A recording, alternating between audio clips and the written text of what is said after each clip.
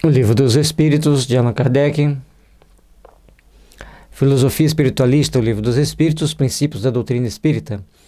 Sobre a imortalidade da alma, a natureza dos espíritos e suas relações com os homens, as leis morais, a vida presente, a vida futura e o porvir da humanidade, segundo os ensinos dados por espíritos superiores, com concurso de diversos médiuns recebidos e coordenado por Allan Kardec.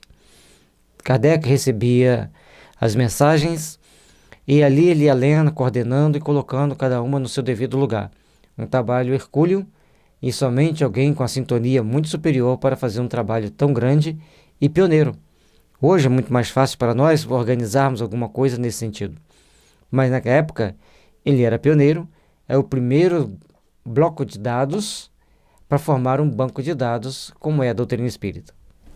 Parte 2ª do Mundo Espírita ou Mundo dos Espíritos. Capítulo 2. Da encarnação dos espíritos. Objetivo da encarnação, a alma, materialismo. Objetivo da encarnação. Qual o objetivo da encarnação dos espíritos?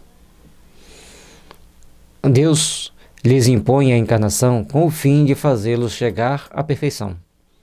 Para uns, a expiação, para outros, missão, mas para alcançarem a essa perfeição, têm que sofrer todas as vicissitudes da existência corporal. Nisso é que está a expiação. Então nós temos um grupo de espíritos que estão reencarnados por missão. E por estar em missão não quer dizer que vão ter só coisas boas no seu caminho, não. E um grupo está em expiação. Na expiação você vai ter que suportar todas as vicissitudes, todas as dores que a expiação lhe impõe. E que é de bom alvitre, que não reclame, que não fique espraguejando, que tenha um bom senso, que tenha equilíbrio nas suas ações e reações. Visa ainda outro fim a encarnação, o de pôr o espírito em condições de suportar a parte que lhe toca na obra da criação. Então tem determinados momentos que vai passar por situação simplesmente para você se aperfeiçoar. É aquilo que você tem que suportar para você se aperfeiçoar, para você se melhorar dentro da obra da criação. Então tem momento que é missão, tem momento que é expiação, tem provas. E nesse caso aqui seria uma prova, uma provação que você tem que passar. E tem a regeneração, quando você já começa a entender a importância de fazer o bem e vai seguindo o caminho do bem. Para executá-la, é que em cada mundo toma o espírito um instrumento de harmonia com a matéria essencial desse mundo, a fim de aí cumprir, daquele ponto de vista, as ordens de Deus. É assim que, concorrendo para a obra geral, ele próprio se adianta. Então todos nós temos etapas a vencer, etapas a cumprir, para nos aperfeiçoarmos, para nos melhorarmos. Treinemos, pois, amar a Deus, treinemos, pois, amar uns aos outros, e assim buscarmos sermos melhores, para que a gente esteja sempre em crescimento. Com relação à missão, uns têm a missão consigo mesmo, outros com a sua família, outros com a sua cidade, outros com o seu país, outros com o mundo. Todos nós temos uma missão. Dentro dessa missão, nós vamos ter as provas e vamos ter as expiações necessárias ao bom aproveitamento das nossas capacidades. Vamos procurar trabalhar intimamente para nos tornarmos melhores, para nos tornarmos aqueles que trabalham e edificam o amor ao longo da caminhada. A ação dos seres corpóreos é necessária à marcha do universo. Deus, porém, na sua sabedoria, quis que nessa mesma ação eles encontrassem um meio de progredir e de se aproximar dele. Deste modo, por uma admirável lei da providência, tudo se encadeia, tudo é solidário na natureza.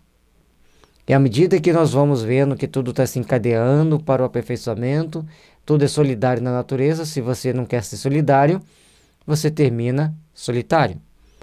E o trabalho que nós temos que empreender, que nós temos que desenvolver, é de fazer com que a gente possa crescer, a gente possa se aperfeiçoar e a gente possa se melhorar. E para tudo isso, a caridade é um passo essencial para o nosso crescimento. Questão 133. Tem necessidade de encarnação os espíritos que desde o princípio seguiram o caminho do bem? Todos são criados simples e ignorantes, e se destruem nas lutas e tribulações da vida corporal. Deus, que é justo, não podia fazer felizes a uns sem fadiga e trabalho, conseguintemente sem mérito. Quem vai pelo caminho do bem vai passar pelos seus processos naturais de evolução e vai crescer para se aproximar de Deus. Aqueles que se perdem no labirinto do egoísmo, da vaidade, de tantas outras coisas, também se aproximarão de Deus, também alcançarão a perfeição ao longo de séculos, milênios. O certo é que todos se aproximarão de Deus passando por provas e expiações para entrar no processo de regeneração. Fiquemos atentos, porque Deus é justo e misericordioso. Ao mesmo tempo, vai nos oferecer condições semelhantes para podermos alcançar as instâncias superiores da evolução. Trabalhemos assim por nos melhorarmos, por nos aperfeiçoarmos, porque é sem fadiga, mas os trabalhos são necessários. Letra A. Mas então, de que serve aos espíritos terem seguido o caminho do bem, se isso não os isenta dos sofrimentos da vida corporal? Chegam mais depressa ao fim. Demais, as aflições da vida são, muitas vezes, a consequência da imperfeição do espírito. Quanto menos imperfeições, tanto menos tormentos. Aquele que não é invejoso, nem ciumento, nem avaro, nem ambicioso, não sofrerá as torturas que se originam desses defeitos. Cada um de nós temos os nossos defeitos, ou o nosso defeito, em particular, que só nós sabemos e Deus. Então nós temos que procurar lutar intimamente por nos aperfeiçoarmos, por nos melhorarmos e entender que vencer cada etapa do nosso processo evolutivo é importante para o nosso crescimento espiritual. Entender que a inveja, o ciúme, a avareza, a ambição só nos prendem aqui ao solo do planeta, só nos leva a sintonizar com o espírito do mesmo jaz, da mesma infelicidade, e somente seremos felizes quando soubermos lidar com todas as situações sem que esses sentimentos estejam presentes. Aqui nós temos uma imagem de um espírito, ou melhor, de um perispírito manchado pelas doenças.